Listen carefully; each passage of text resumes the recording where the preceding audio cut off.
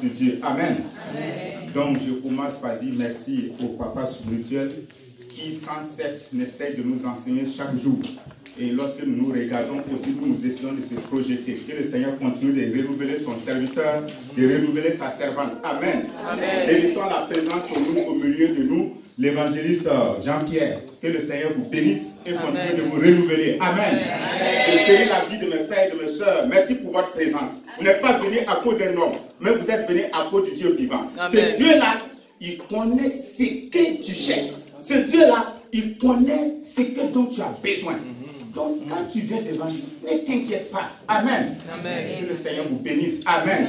Que la grâce de Dieu soit multipliée dans vos vies, dans vos familles. Alléluia. Amen. Alors, nous savons, quand nous sommes arrivés, nous avons prié. Et nous allons demander si notre papa spirituel pour te recommander ces moments à la grâce du Seigneur, pour que le Saint-Esprit puisse nous guider.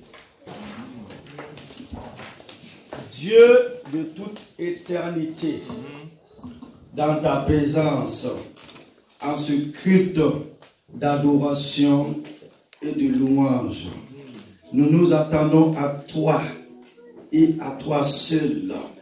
Seigneur, apprends-nous à t'adorer, à t'acclamer en tout temps pour la seule gloire de ton Saint-Nom.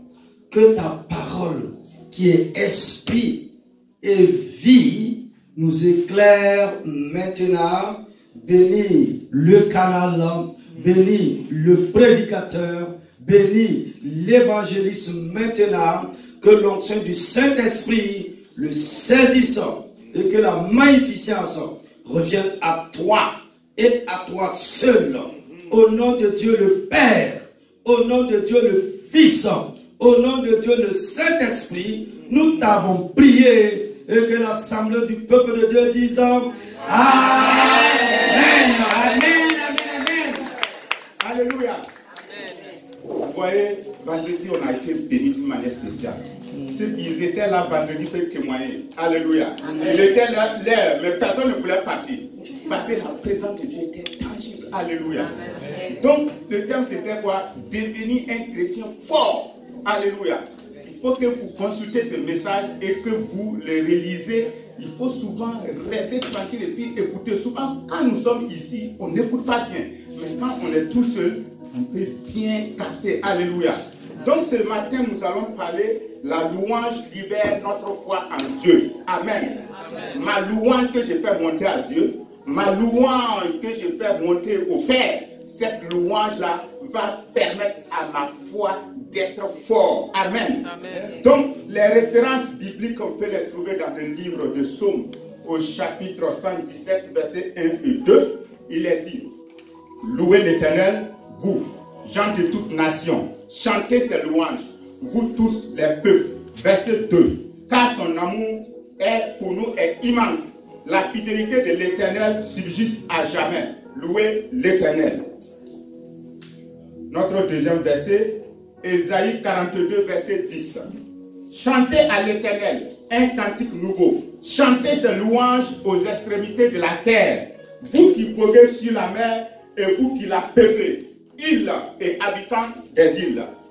Notre troisième verset, Romains 15, verset 11. Il est dit, et encore, louez le Seigneur, vous toutes les nations, célébrez-le, vous tous les peuples. Amen. Donc, dans ces trois versets, nous avons vu, chaque fois, il nous appelle à célébrer, à louer le Seigneur. Amen. En introduction, encore et encore, les psalmistes nous exhortent à louer le Seigneur et à le remercier.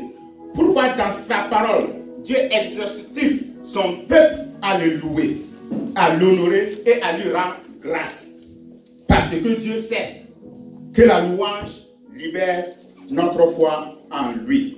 Célébrez l'Éternel, car il est bon, car son amour dure à toujours. Psaume 118, verset 1. Nous ne pouvons jamais suffisamment remercier Dieu, car il est bon et sa miséricorde dure à toujours. Jusqu'à quand dure son amour? Pour toujours. Depuis quelle quantité de temps s'agit-il? Nos intellectuels limités n'arrivent pas à saisir ce concept. Mais nous savons que Dieu à jamais sera un laps de temps qui suffira largement à nos besoins. La louange nous permet, la louange nous met en contact avec notre Dieu, le Père Céleste. Parce que Dieu dit qu'il cherche au milieu des louanges de son peuple. Dans le psaume 22, verset 4, il est dit, pourtant, tu es saint et tu sièges sur ton trône au milieu des louanges d'Israël. Dans ce verset, le psalmiste nous révèle une vérité essentielle que le corps de Christ ne peut pas se permettre de négliger. Si nous, membres du corps de Christ, comprenions cette vérité, alors nous allons louer le Seigneur puisqu'il cherche au milieu des louanges de son peuple. Si Dieu demeure au milieu des louanges d'Israël parce que c'est son peuple, nous, comment Dieu ne va pas demeurer dans notre louange puisque nous sommes nés de nouveau? Si ce Dieu a pu demeurer dans la louange de son peuple d'Israël qui n'était pas né de nouveau, comment nous on va louer le Seigneur, nous qui sommes nés de nouveau? Et Dieu ne va pas demeurer dans notre louange. Ça veut dire quand nous louons le Seigneur, Dieu est présent au milieu de nous. Alléluia. Amen.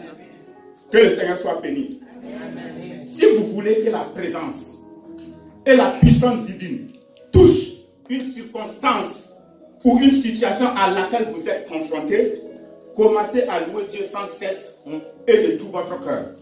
Là, le cœur intervient. Il faut que ton cœur soit appliqué. Tu peux louer le Seigneur, tu peux danser jusqu'à transpirer. Mais si ton cœur n'y est pas, tu n'auras pas de résultat. La louange est un outil primordial dont le corps de Christ fait abstraction parce que les croyants n'ont pas pleinement compris le fait que Dieu siège au milieu des louanges de son peuple.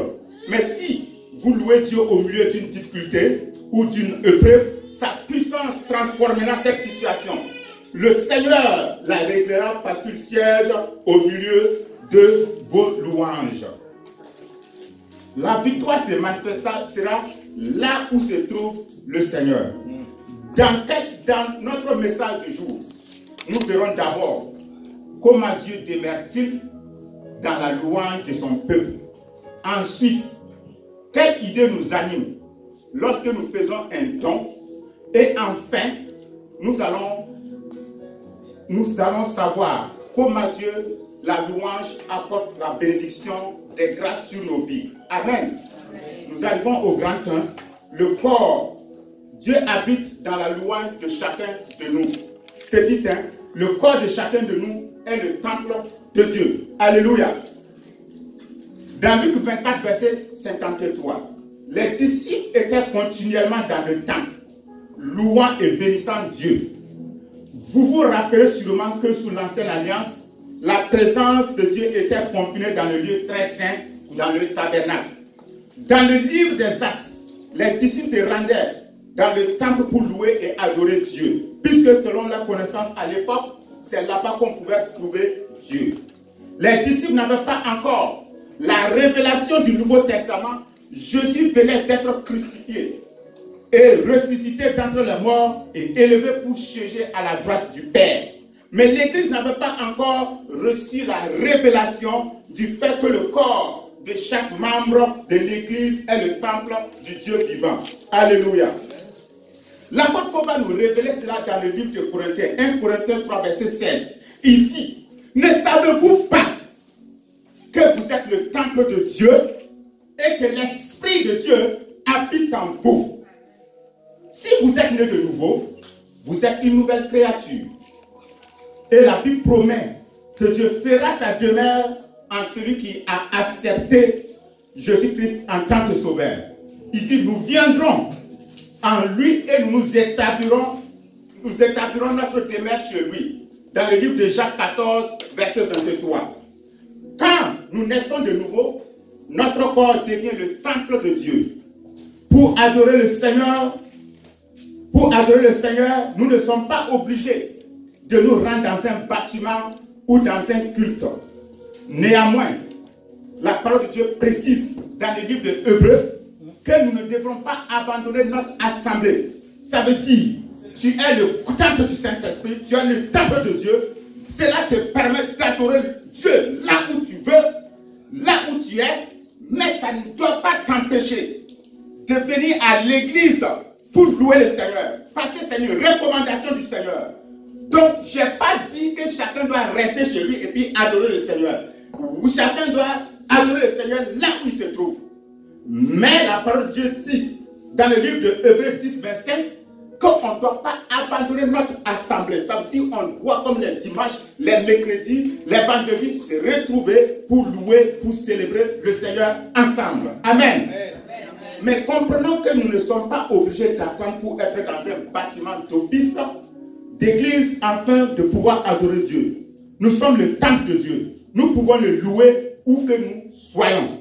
En outre, la Bible dit, nous devrons bénir le Seigneur tout le temps, c'est-à-dire n'importe où on va se trouver. Amen. Dans le psaume 34, verset 2, il est dit, je bénirai l'Éternel en tout temps, sa louange sera toujours dans ma bouche. Pour que la louange qui émane de votre bouche plaise à Dieu, nous devrons nous assurer qu'elle jaillisse de notre cœur et non seulement de notre intellect. Tout ce que nous faisons pour le Seigneur devrait découler d'un cœur rempli de vénération et d'amour pour lui. Petit 2. Des propos en air ou la louange authentique. La raison pour laquelle les bonnes confessions de foi de nombreux chrétiens ne sont efficaces, c'est que ces confessions ne sont devenues que de simples exercices superficiels et charnels. Il s'agit des paroles en air. Certains chrétiens citent chaque matin de bonnes confessions de manière machinale. Et comme il s'agissait d'un exercice intellectuel, il n'y a aucune implication de leur cœur et de leur esprit. Puisqu'ils citent des écritures de mémoire sans qu'elles soient enracinées dans leur cœur. De telles confessions de foi automatique qui relèvent d'un exercice intellectuel et ne découlent plus du cœur ne seront pas efficaces puisqu'ils n'expriment plus la foi vivante de Dieu au cœur de la personne. Romains 10, versets 9 et 10 dit, en effet, si de ta bouche tu déclares que Jésus est Seigneur et si dans ton cœur tu crois que Dieu l'a ressuscité, tu seras sauvé. Verset 10. Car celui qui croit dans son cœur, Dieu le déclare juste. Celui qui affirme de sa bouche, Dieu le sauve. Marc 11, verset 23 à 24. Verset 23. Vraiment, je vous l'assure, si quelqu'un dit à cette colline, soulève-toi de là et jette-toi dans la mer, sans douter dans son cœur, mais crois ce qu'il dit va se réaliser, la chose s'accomplira pour lui. Verset 24. C'est pourquoi je vous le déclare, tout ce que vous demanderez dans vos prières, croyez que vous l'avez reçu et cela vous sera accordé. Alléluia. Il n'est dit nulle part dans les Écritures que le chrétien est censé citer machinalement les bonnes confessions. La Bible révèle l'importance de croire dans son cœur et de confesser de sa bouche. Nous devrons constamment nous préserver du danger d'intellectualiser les réalités célestes. Je vais faire une autre déclaration qui peut vraiment vous surprendre. Lorsque tu lis la Bible, lorsque chaque matin tu te lèves, tu lis la Bible parce que tu aimes Dieu, parce que tu aimes la parole de Dieu, ou soit tu le lis parce que le devoir est là, tu dois le faire. Lorsque c'est le devoir qui t'amène à lire la parole de Dieu, tu n'auras pas d'exaucement, tu n'auras pas de réponse. Il faut que tu aimes la parole de Dieu. La parole de Dieu, comme on le dit chaque jour, c'est une nourriture. Et c'est la nourriture spirituelle. Lorsque tu ne manges pas, tu vas être faible. Et quand tu es faible, ça veut dire que tu es exposé à tout. Quels que soient les soucis, ça va te transporter. Mais lorsque tu manges et que tu as plus de muscles, tu es fort. Quand le problème vient, toi-même tu rencontres le problème. Alléluia. Que le Seigneur nous fortifie. Alléluia. Amen. Donc, Dieu habite dans ma louange. Dieu habite dans ta louange. Dieu habite dans tes célébrations. Quand tu loues le Seigneur, Dieu est là. Dieu est présent. Dieu agit. Dieu intervient. Dieu opère. C'est parce que chaque fois nous voudrons voir d'abord avant de croire. Donc nous allons être comme des Thomas. Quand tu loues le Seigneur, la parole de Dieu dit qu'il est là, qu'il siège, qu'il demeure, qu'il est présent. Dans le psaume 142 même, il est dit que Judas est son sanctuaire. Judas est son sanctuaire, Israël est son domaine. Le domaine est différent du sanctuaire. Alléluia. C'est comme la chambre et le salon. Quand tu viens dans ma maison, tu vas rester dans mon salon. Je ne vais pas t'amener dans ma chambre. Donc c'est la même chose avec Dieu. Dieu dit que lui, il est dans ton salon et dans ta chambre. Et lorsque tu le loues, il vient dans ta chambre avec ta présence. Alléluia. Mais lorsque tu ne loues pas, ça veut dire que tu as rejeté Dieu et Dieu ne peut venir que dans ton salon et puis repartir. Alléluia. Et nous arrivons au grand 2. Donnez-vous pour recevoir ou donnez-vous par amour? Petit 1. Wow. Donnez-vous uniquement pour recevoir. Il en a de même avec la générosité, autrement dit, l'attitude avec laquelle vous donnez est importante. Qu'il s'agisse de l'argent, de temps ou de talent. Certaines personnes donnent pour recevoir et ne vont jamais recevoir de Dieu à cause de leur mauvaise attitude. Nous devrons souhaiter être généreux parce que Dieu nous a tellement bénis par sa grâce et donné un cœur qui aspire à bénir les autres. Si votre seule motivation pour donner est le désir d'être bien ou pour vous-même, votre attitude est mauvaise. Ne donnez jamais uniquement pour recevoir. Certes, quand votre attitude est bonne, vous pouvez revendiquer les promesses divines associées à la générosité et à la parole de Dieu sera efficace pour vous. Proverbe 11, verset 25. Mais ne donnez pas pour être béni, donnez pour bénir autrui. Quand vous donnez, dites, Seigneur, je te remercie de ce que ta parole, la parole de Dieu agit en ma faveur parce que je donne en obéissant aux Écritures, mais même si elle ne me promet pas un retour sur investissement, je serai généreux quand même envers toi, Père. C'est à toi que je donne en raison de tout ce que tu as fait pour moi. Amen. Amen. Voyez-vous la différence? Quel est le motif au cœur qui est primordial aux yeux de Dieu?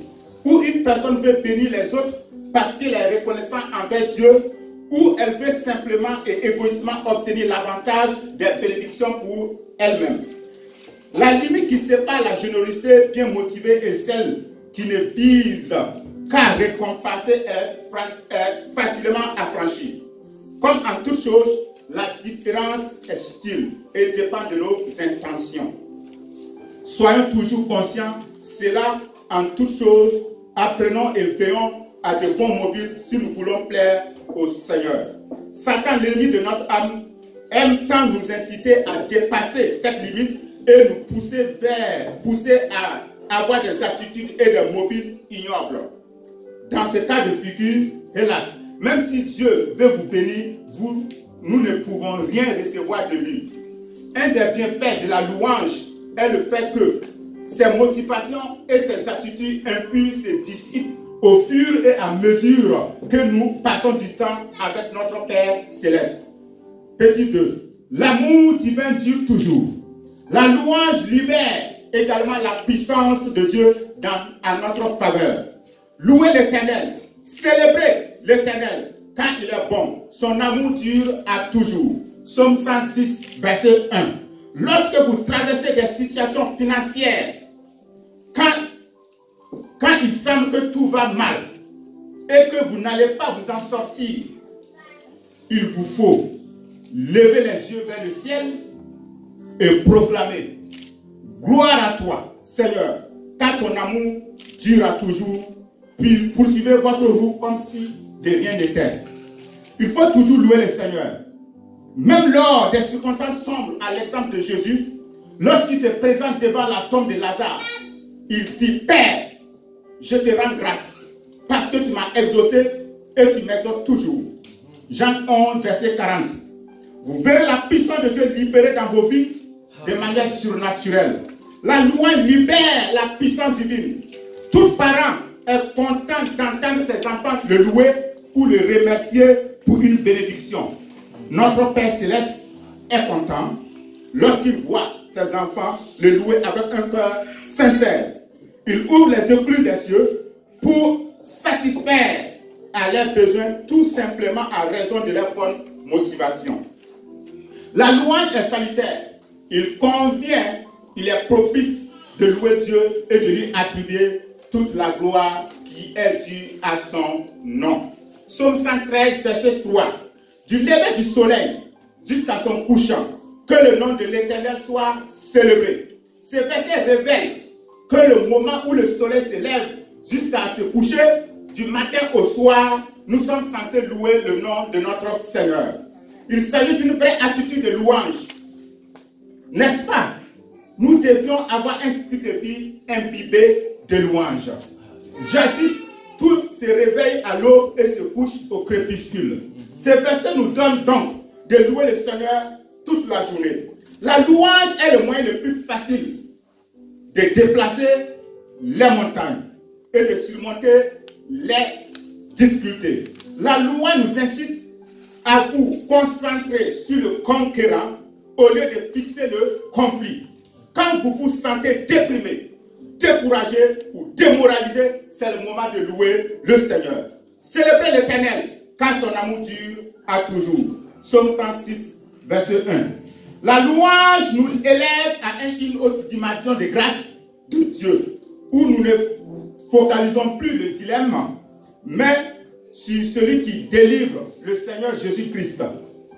Malheureusement, la plupart d'entre nous prêtent attention aux circonstances et à la difficulté ou à l'épreuve auxquelles nous sommes confrontés.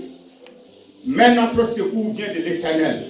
Nous devrons donc nous concentrer sur lui et non sur les circonstances. C'est lorsque nous sommes focalisés constamment sur les circonstances que nous sommes vaincus. Considérons Pierre qui marchait sur l'eau. Comment ça s'est passé? Ils ont vu Jésus qui venait sur l'eau. Aussitôt, Pierre a dit, si c'est toi, ordonne que je vienne vers toi sur les eaux. Et Jésus a dit à Pierre, viens. Pierre est sorti et il a commencé à marcher sur l'eau. Tant qu'il avait les regards fixés sur Jésus, Pierre continuait de marcher sur l'eau. Mais tant que Pierre a dit, moi je vais regarder à droite les vents, je vais regarder les vagues, je vais regarder la mer, c'est à ce moment qu'il a commencé à descendre au fond de l'eau. Et il a été secouru. C'est la même chose pour nous. Quand tu traverses des situations, sur qui fixes-tu tes regards? Tu fixes tes regards sur les difficultés, sur les problèmes, sur ta maladie, ou tu fixes tes regards sur qui? Il faut que tes regards soient fixés sur Jésus et Jésus seul. C'est lui qui a la capacité de te délivrer. C'est lui qui a la capacité de trouver la solution à ton problème. Ça veut dire lorsque tu fixes tes regards sur Dieu, malgré les situations qui t'environnent, où tu trouves, ça veut dire quoi?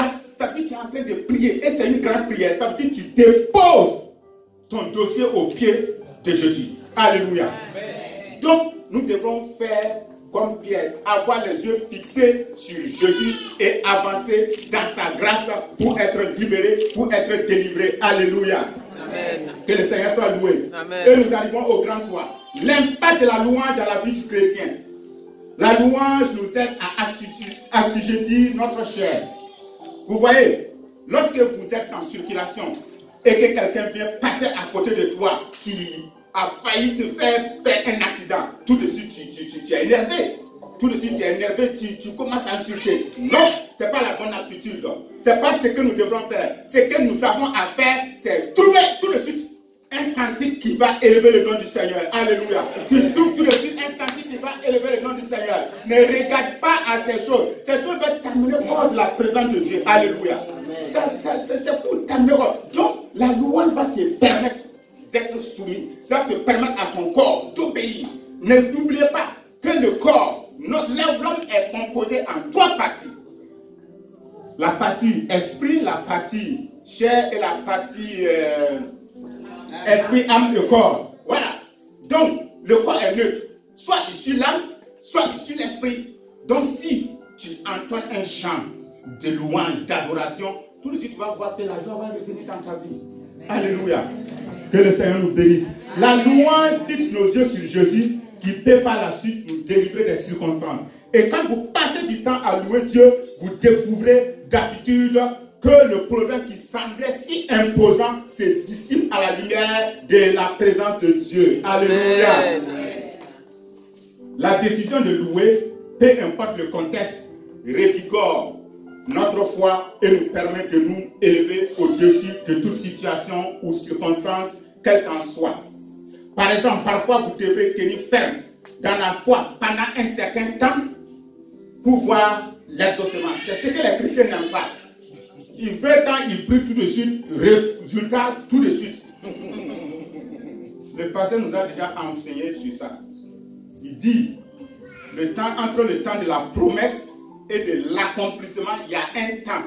Vous me regardez, le peuple de Dieu, quand ils ont quitté l'Égypte là, est-ce qu'ils tout de suite sont arrivés à Canaan? Il y a eu un temps, il y avait les mers devant. Il faut traverser les mers. Il y a la faim qui va venir. Il y a des difficultés qui vont venir. Mais ces choses-là, tu as déjà la victoire parce que tu dois les rencontrer avec la parole de Dieu. Amen. Mais malheureusement, ils ont échoué. Ils ont échoué parce qu'ils n'ont pas eu confiance en Dieu. Au lieu de célébrer le Seigneur, quand il y a les difficultés, quand il y a la mer, quand il y a des situations, ils ont préféré faire quoi? Ils ont préféré louer Satan. Quand tu murmures, tu t'inquiètes. Tu n'es pas en train d'adorer Dieu, tu es en train de louer Satan. Oui, où ça nous amène? Ça nous amène à louer Satan. Tu es en train de le louer sans le savoir. Tu es en train de dire Satan, tu es bon. Oui. Donc on doit refuser de murmurer. Refuser de murmurer. C'est les murmures là qui ont fait que le peuple de Dieu n'est pas arrivé à Canaan. Alléluia. Amen. Que notre Seigneur soit béni. Amen. Amen. La louange nous habilite à nous positionner et à rester fermes dans la foi, tout en faisant confiance au Seigneur pour l'exaucer. Évidemment, si vous n'avez pas d'argent, il est plus facile de vous concentrer sur les factures que sur les promesses de Dieu. Et ça arrive à tout le monde. Lorsqu'on traverse une situation financière bizarre et que tu as des factures, quand tu viens louer, au lieu d'oublier ces factures-là, tu es en train de danser, tu es en train de louer, mais tu penses toujours à tes factures. Ça veut dire que tu as refusé de déposer tes factures au pied de Jésus. Celui qui peut régler tes factures là, tu as dit non, je ne vais pas te donner mes factures. C'est ça. Mais quand tu te lâches, tu donnes tout ton cœur, tu dis même si je ne sais pas comment je vais trouver de l'argent pour payer, moi je te loue, moi je t'adore. Celui qui était capable de dire à Pierre, va dans la mer, le premier poisson, il y a l'or. Va payer les impôts. Il n'est pas capable de te venir, il n'est pas capable de te visiter, il n'est pas capable de changer ta situation financière. C'est Dieu là. C'est le Dieu qui a dit qu'appartient l'argent, qui a dit qu'appartient l'or. Alléluia. Que notre Seigneur soit béni. Amen. Quand vous apprenez à louer Dieu en toutes circonstances, en toute difficulté et en toute épreuve, cela renforce votre foi dans la parole. Selon Romains 4, versets 20 et 21, Abraham a été fortifié dans sa foi au fur et à mesure qu'il a loué et glorifié l'Éternel. La louange vous permet de garder les yeux fixés sur celui qui vous a ouvert le chemin de la foi et qui la porte à perfection. Hébreux 12, verset 2.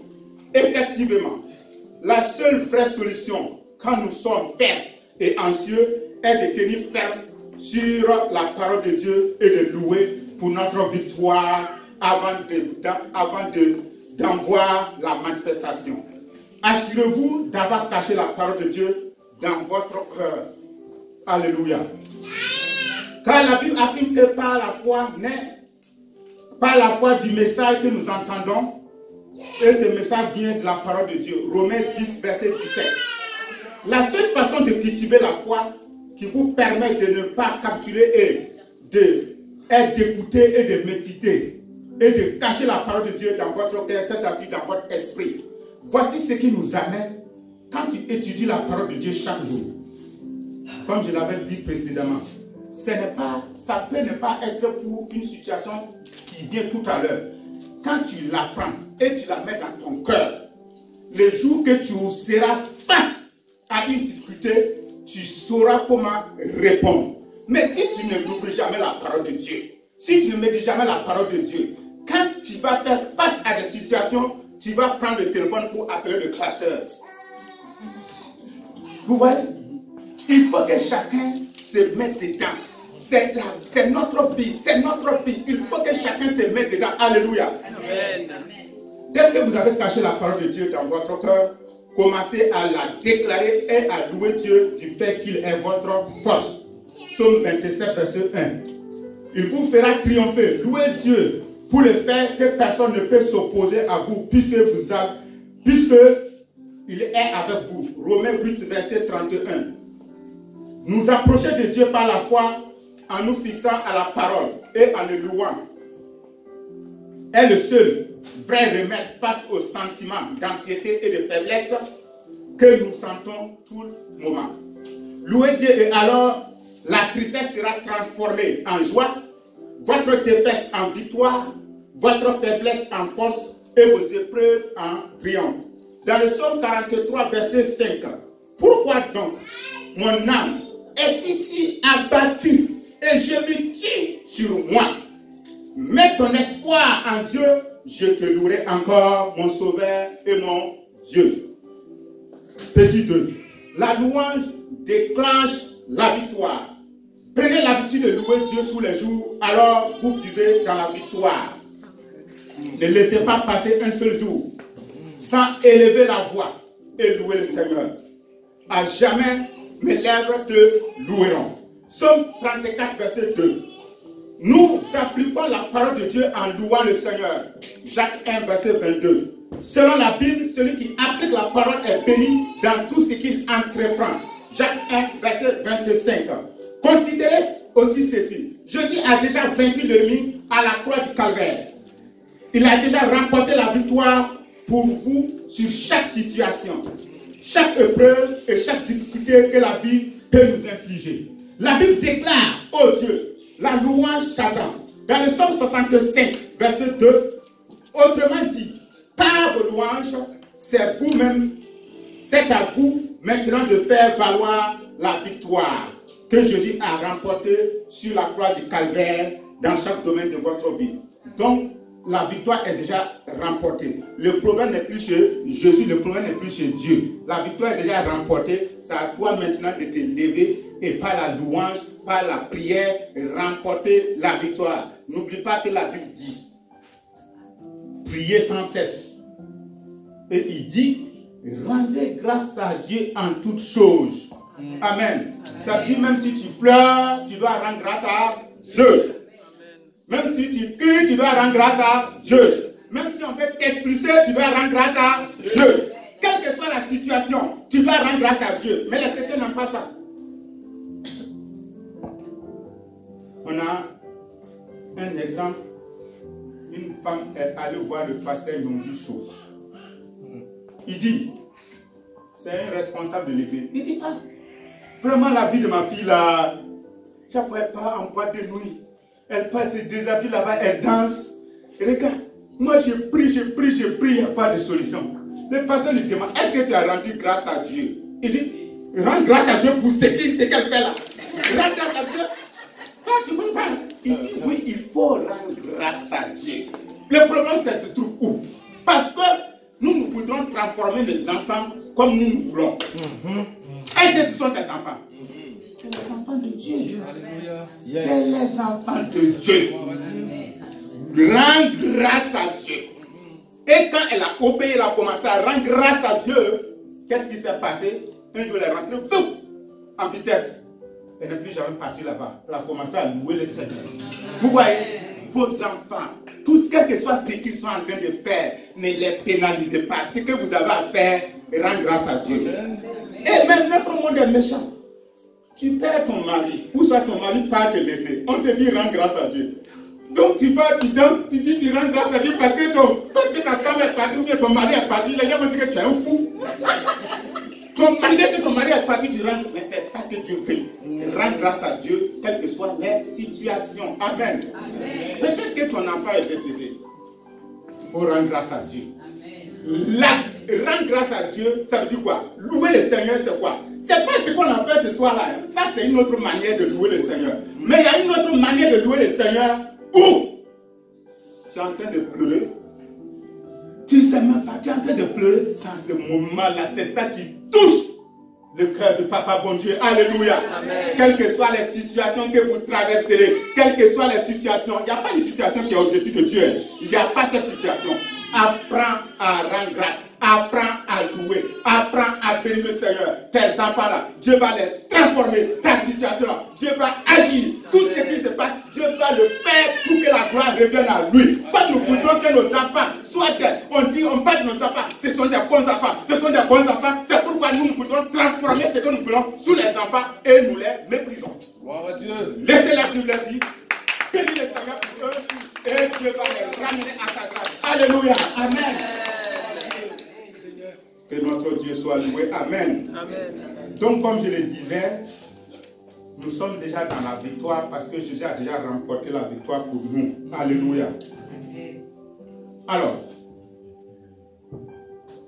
le fait de louer Dieu lui permet de transformer nos faiblesses en force, nos échecs en réussite. Cela dépend de vous et non de Dieu. Puisqu'il a déjà envoyé Jésus battre l'ennemi, Satan qui est un adversaire vaincu. C'est pourquoi votre victoire dépend de vous maintenant. Jésus l'a déjà remporté sur la croix. C'est à vous de vous l'approprier par la parole de Dieu. Votre propre bouche va déterminer si oui ou non vous marcherez dans la victoire. Deutéronome 30, verset 11 à 14 et le verset 19. Romains 10, verset 6 à 8. Décidez de remplir constamment votre bouche des louanges du Seigneur. Et nous arrivons au petit 3. La louange déclenche la joie. La joie est nécessaire dans la vie d'un enfant de Dieu. Un chrétien qui est censé être dominé par des émotions, un chrétien n'est pas censé être dominé par les émotions. Néanmoins, dès que vous commencez à louer, vous vous inondez de joie. Votre esprit se sent revigoré. Le fait de louer Dieu déclenche la puissance de Dieu en vous et la joie du Seigneur commence à jaillir de votre corps intérieur. La joie ne vient pas des circonstances extérieures. Elle vient de l'intérieur. La Bible nous enseigne que la joie du Seigneur est notre force. Néhémie 8, verset 10. La loi libère la joie du Seigneur dans notre vie. La joie jaillit notre esprit. La joie en notre esprit se déverse sur ce qui est extérieur et finit par se manifester sur le visage. Amen. Amen. Donc, ne va pas chercher la joie ailleurs. Ce n'est pas le mari que tu vas trouver qui va venir te donner la joie. Ce n'est pas la femme que tu vas trouver qui va te donner la joie. Ce n'est pas l'argent que tu vas recevoir qui va te donner la joie. Ce qui va te donner la joie, c'est l'Éternel. Et la joie là vient de l'intérieur pour se manifester. Si tu n'as pas la joie, si tu penses quand tu vois une femme, tu vas être dans la joie, tu t'es trompé. Tu t'es trompé. Si tu penses qu'en avoir beaucoup d'argent, tu seras dans la joie, tu t'es trompé. La joie vient de l'intérieur. Alléluia. Comment que cette joie-là se manifeste? La dit, il faut se connecter encore à la parole de Dieu. Alléluia. Amen. La loi libère notre foi, la foi du Seigneur dans notre cœur. Cette loi jaillit dans notre esprit et se répand et se manifeste sur notre visage. Donc ça dit, quand ça arrive sur le visage, ça devient visible. On dit cet homme, on dit cette femme, elle est toujours joyeuse parce que ça vient de l'intérieur. Ce n'est pas de la tromperie, ça vient de l'intérieur. C'est ça que je vois sur vos visages ce matin. C'est ça que je vois sur vos visages ce matin. Le peuple est béni, le peuple est dans la joie, le peuple est content, le peuple manifeste la gloire de Dieu. Alléluia. Que le nom du Seigneur soit béni. Amen. Amen. Le corps de Christ n'a pas encore pleinement exploité ses recours merveilleux, ces bienfaits extraordinaires de la force déclenchée dans notre vie par la louange. Donc c'est comme un recours. Lorsque nous posons et que nous traversons une situation, on dit tu peux faire un recours. Donc notre recours, c'est aller devant la face du Seigneur par nos louanges. J'ai un problème de justice, je loue le Seigneur. J'ai un problème, quelle que soit la situation que je traverse, moi je veux louer le Seigneur. Et comme je l'ai dit, La louange qu'on a fait le matin, c'est une autre étape de la louange.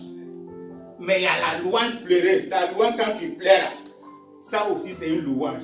Et aussi, il faut que nous apprenions. Vous voyez les chants là? Chacun doit personnaliser les chants. Les chants là, chacun doit les personnaliser. Tant que tu ne personnalises pas les chants, ça veut dire que tu seras toujours. Tu ne peux pas aller chanter chez là-bas et puis dire, comment on dit? Nous avons gagné. Tu dis, j'ai gagné. J'ai gagné. Amen. Parce qu'il est en moi. Ouais. Donc il faut que tu personnalises les choses dans ta maison. Tu commences à adorer. Quand tu pars, tu commences à adorer. On dit que ce monsieur n'a pas de problème. Le pasteur le dit où? Quand il te présente un problème là, toi tu vas dire, ah bon, donc moi je suis en train de m'amuser alors.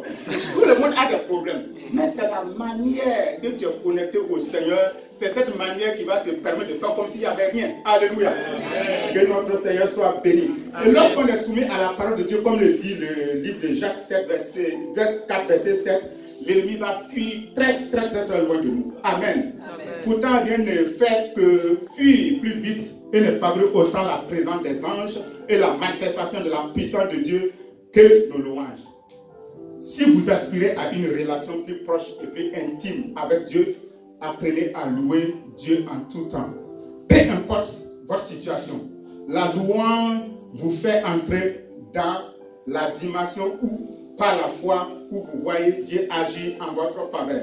La louange vous fait entrer dans la présence de Dieu et dès que vous y entrez, doute, incrédulité, dépression et peur vont déguerpir. Amen. Amen. Parfois les gens disent, mais je ne peux pas louer le Seigneur quand je veux. Et je ne peux pas louer au travail. Pourtant, la vie débordante de louanges dont je parle ne vous oblige pas nécessairement à louer Dieu brillamment. Alors, ni même à haute voix. Oui, parfois il est salutaire d'être seul et de louer le Seigneur avec tous ses poumons en disant gloire à Dieu, car ton amour durera toujours. Mais aussi, tu peux louer Dieu en silence. Personne ne t'entend.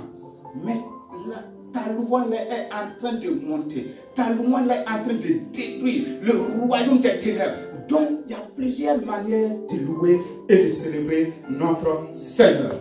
Vous pouvez expérimenter des victoires inédites si vous prenez Dieu au mot et commencez à louer d'avance pour les réponses dont vous avez besoin. Alléluia. Amen. Que le nom de notre Seigneur soit béni. Amen. Et je viens maintenant pour vous rencontrer quelques histoires. J'aime les histoires. Mais ce sont des histoires bibliques. Voici Jacob qui se trouve avec deux femmes. Voici Léa, ça veut dire quoi? Lasse, fatiguée. Et voici Rachel, ça veut dire la brebis, grasse. Alors, ces deux femmes, Jacob l'a dit dès le début, lui, il n'aime pas Léa. Mais là-bas, il a dit, comme c'est notre tradition, il faut marier la grande sœur d'abord avant de marier la petite sœur. Il a dit, retravaille encore 7 ans pour pouvoir recevoir celle qu'elle aimait. Mais, faisant les choses, c'est celle qui n'aimait pas qui a des enfants. Et maintenant, qu'est-ce qui se passe? Premier enfant, il dit, Dieu a vu mon illumination, Siméon. Deuxième enfant, il dit quoi? Dieu voit que je ne suis pas aimé. Il appelle, premier enfant, Ruben. Deuxième enfant, Siméon. Troisième, il dit, Lévi. Dieu voit que je ne suis pas aimé. Cette fois-ci, Dieu va s'attacher à moi. Cette fois-ci, mon mari va s'attacher à moi. Vous voyez? Dieu est en train de le faire grâce. Dieu est en train de le bénir. Dans tous les sens. Tu as demandé un enfant. Tu as eu. Au lieu de dire merci à Dieu, il dit non. Dieu a vu que je n'étais pas aimé. Dieu a vu mon humiliation. Cette fois-ci, mon mari là, je vais le récupérer et puis laisser ma soeur. Vous voyez? Et nous allons, quand nous regardons comme ça, c'est comme si c'est au temps de Jacob. Mais c'est là présent. Dieu t'a béni. Dieu t'a visité. Dieu t'a élevé. Dieu t'a donné du travail. Dieu t'a donné des enfants. Dieu t'a fait quoi? Il y a des situations que tu ne pouvais pas, tu ne savais même pas comment faire pour résoudre ça. Mais Dieu t'a fait grâce et il t'a visité. Est-ce que tu as loué le Seigneur pour ça? Donc, chaque fois, il disait, Dieu a fait ça Et il continuait toujours. Maintenant, jusqu'au 4e enfant, elle va changer. Elle va dire cette fois-ci, moi maintenant là, je ne fais que louer le Seigneur. Et cela, ça a changé sa vie. Amen. Un deuxième exemple. Daniel, les amis de Daniel, Shadrach, Meshach, Abednego, lorsqu'ils étaient face à ce roi païen, qui a élevé la statue dans le livre de Daniel 3, il dit, il veut que tout le monde se prosterne devant cette statue et l'adore. Pourtant, il sait que dans la parole de Dieu, il est dit, tu ne dois pas te prosterner devant quoi que ce soit, à part Dieu. Donc, ils ont dit, et ils ne vont pas se prosterner. Alors, le sifflet a été, quand ils ont sifflé, tout le monde s'est prosterné, sauf les trois. Donc, ils ont dit, roi, ces gens-là ne se sont pas prosternés. Et il a donné encore pour venir les parler, pour les dire de se prosterner. Il dit, roi, nous n'avons même pas besoin de te répondre. Même si notre Dieu que nous servons, même s'il peut nous délivrer, et même s'il ne va même pas nous délivrer, chacun de nous n'allons pas adorer ta statue. Alléluia. Est-ce que vous entendez ce qu'il dit?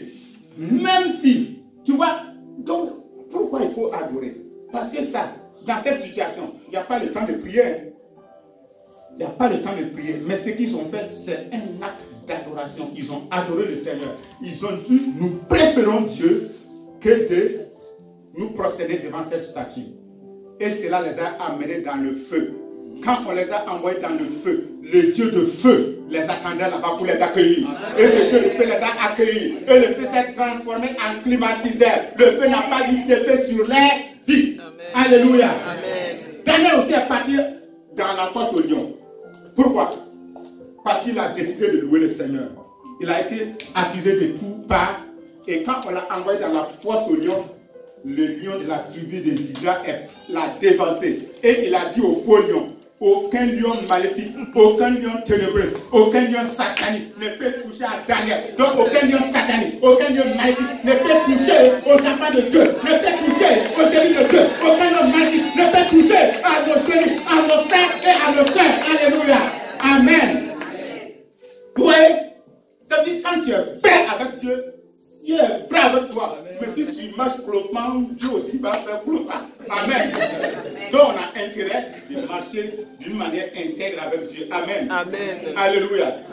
Et souvent les gens me disent, mais pourquoi chaque fois, moi, quand je suis dans les choses là, je n'aime pas changer? Je dis non, non. Parce qu'il y a un enseignement que mon papa m'avait déjà donné. Il a dit quoi? Il a dit, voici quelqu'un qui était avec les gens. Un jour, la personne là, c'est comme si il sentait que sa mort est arrivée. Et il voulait léguer sa richesse. Il dit quoi? Il dit, va le bénir. Et la bénédiction, c'est quoi? Il lève sa main et dit, Père, que tout ce que le monsieur a fait pour moi, accorde-lui le tout. Il a commencé à pleurer. On dit, on te bénit, pourquoi tu pleures? Il y a derrière ce qu'il faisait, il faisait autre chose. Et il sait que si cela va l'arriver là, il va souffrir. C'est pourquoi il a commencé à pleurer. Donc quand tu marches avec quelqu'un, il faut être intègre. Quand tu marches avec quelqu'un, il faut le faire de tout ton cœur. Ce que tu fais pour quelqu'un, demain quelqu'un d'autre va le faire pour toi. Alléluia. Amen. Un exemple dans le Nouveau Testament. Voici un homme de Dieu, Paul et Silas, envoyés par le Saint-Esprit. Dans le livre des Actes, il dit, mettez-moi à part Paul et Silas pour l'œuvre que je les ai appelés. C'est le Saint-Esprit qui a parlé. Il se lève, il parle. Il y a eu une délivrance. Cela les a amenés à être bastonnés. Bastonnés. Et puis on les lit. Et puis on les met dans la prison au plus profond même. On les a mis là-bas. Dans cette prison, la parole de Dieu dit, ils ont prié. Arrivé à minuit, Paul dit à Silas, maintenant là, nous allons louer le Seigneur. Il dit, malgré nos dos là, toi tu peux louer le Seigneur encore. On a prié, les gens nous répondent comme ça. Il dit non, il faut qu'on loue le Seigneur. Il faut qu'on le célèbre. Il faut qu'on le loue. Qu'on va le louer comment? Il dit non, on va dire qu'on est content. On va dire ce que Dieu a fait pour moi, c'est tellement bon. Ce que Dieu a fait pour moi, je ne peux pas tout raconter. Ce que Dieu a fait pour moi, Je ne peux pas tout raconter, ce que Dieu a fait pour moi. Je ne peux pas tout raconter, il m'a sauvé, il m'a lavé dans son sang. Donc Paul dit, il m'a libéré de la prison. Amen. Donc il dit, il m'a libéré de la prison. Donc ils ont commencé à chanter. Donc un peu, c'est là que ça a commencé à s'engager. C'est engagé, ils ont commencé à chanter fort. Les prisonniers ont dit que ces gens sont de fous. Hein. Au moins nous on a volé. Nous on a fait du méchant. Mais on nous a mis en prison. Pour nous ça va. Mais vous n'avez rien fait. Mais c'est eux qui ont commencé à proclamer le Seigneur. Paul dit, pourquoi je te dis de louer le Seigneur? Parce que comme c'est le Saint-Esprit qui nous a envoyés. Le Saint-Esprit ne peut pas tomber nous battre. On va nous mettre en prison sans cause. Parce que le Saint-Esprit avait besoin des gens là-bas pour les délivrer, pour les libérer, pour les amener au Seigneur. Alléluia. Donc, on continue les chants. Ce que Dieu a fait pour moi, je ne peux pas tout raconter. Ce que Dieu a fait pour moi, je ne peux pas tout raconter. Ce que Dieu a fait pour moi, je ne peux pas tout raconter. Il m'a libéré de la prison. Il m'a libéré de la maladie. Il m'a libéré de la pauvreté. Il m'a libéré des soucis. Il m'a libéré mes enfants. Il m'a libéré. Il faut personnaliser les chants. Alléluia. Quand tu chantes comme ça là, est-ce que Dieu est fou pour te regarder comme ça? Même sur la terre là, quand tu célèbres, quand tu fais les éloges de quelqu'un, il ne te laisse pas. Donc ils ont commencé à proclamer, et brusquement, Dieu ne résiste pas à la louange. Dieu ne résiste pas à la louange. Dieu s'est déplacé et il a secoué, il a secoué, il a secoué. Les portes, les battants, tout est tombé. Alléluia. Et brusquement, celui qui les gardait, il a failli se tuer. Il faut dire non, ne te tue pas. Nous sommes là. Même tous les autres prisonniers, ceux qui avaient volé, ceux qui avaient fait quoi, et tout le monde est libre. Mais le monsieur, toute sa famille ont été délivrés. Donc le Saint-Esprit n'échoue pas. Donc ça veut dire quoi? Le Saint-Esprit peut t'envoyer, mais quand il y a des plaies sur ton dos, ne murmure pas. Continue à louer le Seigneur. Amen. Regardez les souffrances que l'homme de Dieu a eues. S'il s'était arrêté, on n'allait pas voir ça. Mais ça, c'est le début. Dieu est en train de se manifester. Amen. Et Dieu est toujours fidèle à ses promesses. S'il dit quelque chose, il veille pour l'accomplir. Alléluia. Amen. Alléluia. Amen. Alors, nous arrivons à la conclusion. Peut-être que vous n'avez jamais expérimenté la puissance de délivrance de Dieu au cœur des circonstances adverses. Mais vous expérimentez au fur et à mesure que vous commencez à louer de tout votre cœur. Alors, sans aucun doute, vous obtenez la délivrance à laquelle vous aspirez depuis longtemps, à mesure que vous cherchez diligemment la face de Dieu, en lui attribuant gloire, louange et honneur. Les désirs profonds que Dieu a placés dans votre cœur se concrétiseront assurément, à mesure que vous entrez dans sa présence, proclamant sa parole et ses louanges. Pour certains d'entre vous, les bénédictions divines n'attendent que vos louanges. Ça veut dire les bénédictions là sont là. C'est tes louanges qui vont faire que ces bénédictions-là vont descendre dans vos vies. Mais quand tu refuses de louer, quand tu refuses de le célébrer, quand tu refuses de le magnifier, alors ces bénédictions-là sont suspendues. Donc, lèvons-nous et commençons à louer le Seigneur pour que ces bénédictions descendent. Votre démonstration de foi de Dieu en sa parole. Dieu essaie de vous inciter à ne plus vous focaliser sur votre problème, mais plutôt sur lui. Certains d'entre vous se sont endurcis à cause des circonstances pénibles qui les ont assaillis. Ils ont presque abandonné la partie, mais en puissant dans la puissance merveilleuse de la louange, les bénédictions de Dieu seront déversées dans votre vie avec abondance. Éphésiens 1, verset 3. Alléluia. Amen. Amen. Amen. Amen. Amen.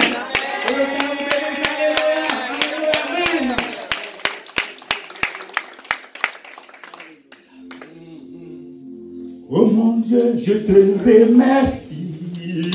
Oh mon Dieu, je te remercie. Oh mon Dieu, je te remercie pour tout ce que tu as fait pour moi. Oh mon Dieu, je te remercie. Oh mon Dieu, je te remercie. Oh mon Dieu, je te remercie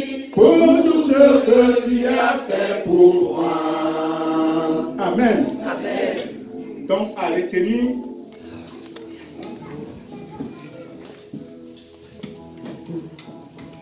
Pour ma louange, pour que ma louange plaise à Dieu, je dois m'assurer qu'elle jaillisse de mon cœur et non de mon intellect.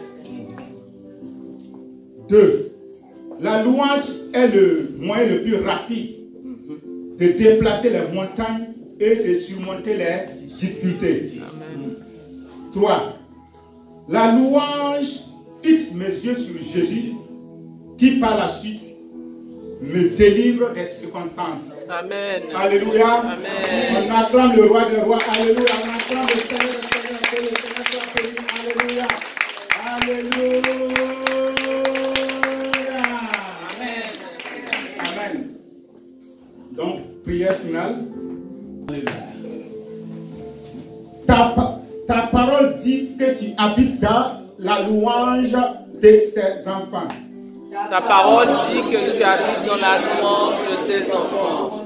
Ta parole dit que tu habites dans la louange de tes enfants. Ta parole dit que tu habites dans la louange de tes enfants. C'est là que nous te trouvons facilement. C'est là que tu te trouves facilement. Apprends-moi à te louer. Apprends-moi à te louer, À te célébrer. à te célébrer Et à t'honorer. et à t'honorer. Peu importe le contexte. Peu importe le contexte. Père, Père, revigore ma foi. revigore ma foi. Renouvelle-moi. Renouvelle-moi Et élève-moi au-dessus de toute situation et élève-moi au-dessus de toute situation ou de circonstances auxquelles que ce soit.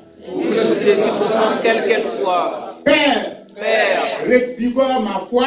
Père, revigore ma foi. Renouvelle en moi. Renouvelle-moi. Renouvelle-moi Renouvelle-moi et élève-moi au-dessus de toute situation ou circonstance, quelle qu'en soit. et élève-moi au-dessus de toute situation ou circonstance quelle qu'elle soit. Amen. Amen. Grâce à Dieu, Père, nous te disons merci, nous bénissons ton nom, nous célébrons ta grandeur. Nous